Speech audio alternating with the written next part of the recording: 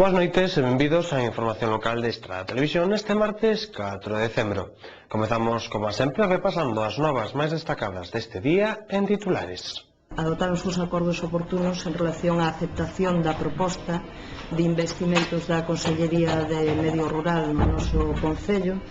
A estancia será moi positiva, tendo temporalidade un pouco suiza, algúns pacientes xa conocían, outros non os conocíamos como o mismo, e bueno, pois o balance é moi positivo, e bueno, pois ahora cada Praga e a ver que ocurre na Praga.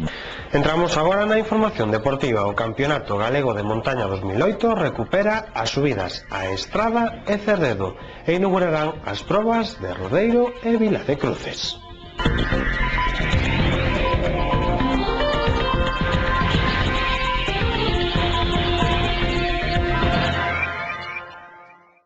A Comisión de Goberno de onte adoptou os acordos oportunos en canto á aceptación de investimentos da Consellería de Medio Rural do Programa Estratégico de Infraestructuras con investimento de 166.795 euros. Adoptaron os acordos oportunos en relación á aceptación da proposta de investimentos da Consellería de Medio Rural no noso Concello, o abeiro do Programa Estratégico de Infraestructuras no Medio Rural.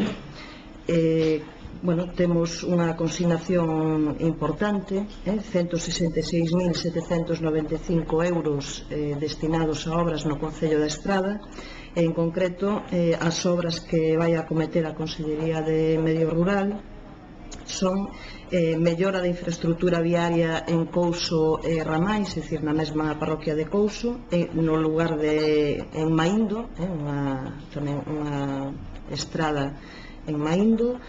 En Toedo tamén se vai a cometer unha pista a Carballa Agronovo, en Guimarei outra Riala de Besa, e en Oca outro pequeno tramo en Oca Castrotión. A entrega de células de catastro bloqueou onte o Concello estradense. A cola, con case 150 veciños, chegaba ata as mesmas portas do consistorio.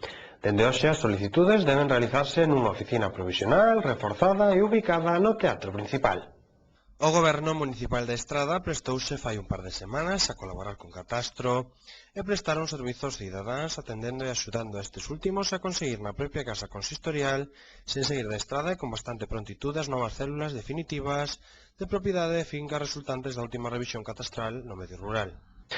Castro Veloso recibe o premio Manuel García Barros. Este premio de novela, convocado dende a Estrada, cambia de formato, cunha entrega aberto ao público. O prestixioso certame de novela Manuel García Barros abriuse por primeira vez ao público. Foi durante a entrega do galardón o escritor vigués Francisco Castro Veloso que recollía o premio nesta 19ª edición nun acto celebrado no Teatro Principal estradense.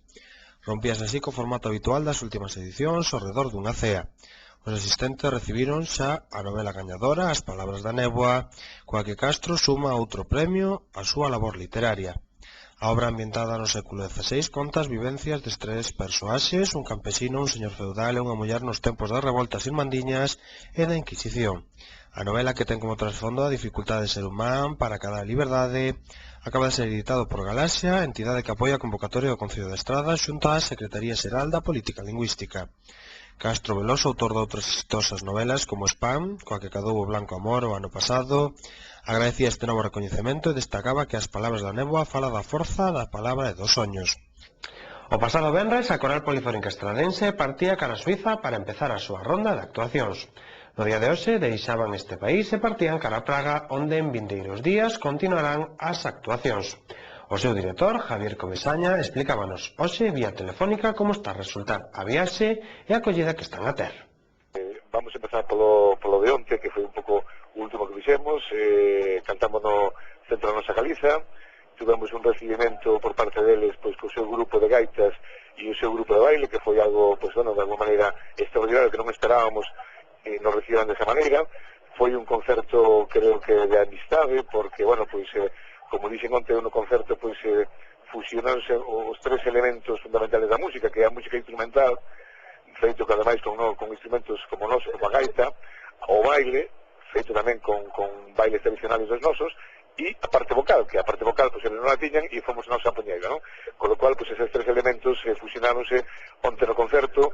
Teño que decir que o centro portouse extraordinariamente con os brazos abertos, fixose un pouco un recordatorio, pois, bueno, pois, do que se está facendo na migración, e o mesmo tamén pasou outro día, pois, en Tordolla, é dicir, eu creo que foron dous concertos moi emotivos, é dicir, quizás este último, pois, os componentes da coral tiñan máis xente conocida, foron ali a escutarnos, a falar con componentes de que, bueno, pois, había pois, máis de 10 anos ou máis de 15 anos que non se vía, entón, bueno, pois, creo que foi algo moito máis entrañable, se queremos, é dicir, moito máis que o de Tordolla, non? Precisamente por esa amistade que había entre componentes e público.